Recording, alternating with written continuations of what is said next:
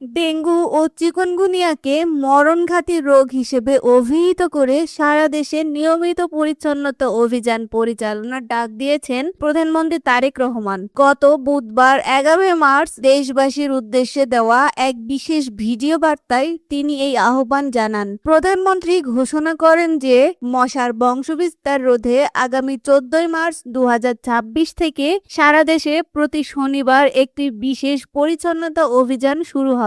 তিনি বলেন, সচেতনতা ও পরিষ্কার পরিচ্ছন্নতাই ডেঙ্গু প্রতিরোধের সবচেয়ে কার্যকর উপায়। বর্ষা মৌসুমের আগেই এই কর্মসূচি নেওয়ার মূল উদ্দেশ্য এডিস মশার বিস্তার নিয়ন্ত্রণ করা।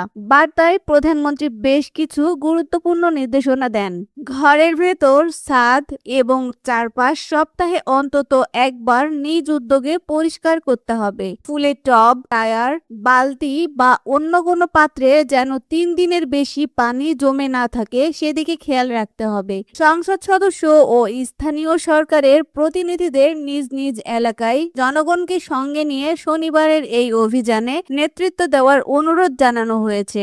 বাড়ির পানির ট্যাঙ্ক সব সময় ঢেকে রাখতে হবে এবং ড্রেন বা ডোবায় ময়লা জমতে দেওয়া যাবে না। প্রধানমন্ত্রী উল্লেখ করেন যে এক সময় ডেঙ্গুকে মৌসুমী রোগ ভাবা হলেও এখন এটি বছর জুড়েই ঝুঁকি তৈরি করছে। সরকারের নিরাময়ের চেয়ে প্রতিরোধই উত্তম। এই নীতি মেনে চলে সবাইকে নিজ নিজ অবস্থান থেকে দায়িত্ব পালনের আহ্বান জানান তিনি। স্থানীয় প্রশাসন এই অভিযান বাস্তবায়নে কার্যকর পদক্ষেপ নেবে বলেও তিনি আশ্বস্ত করেন।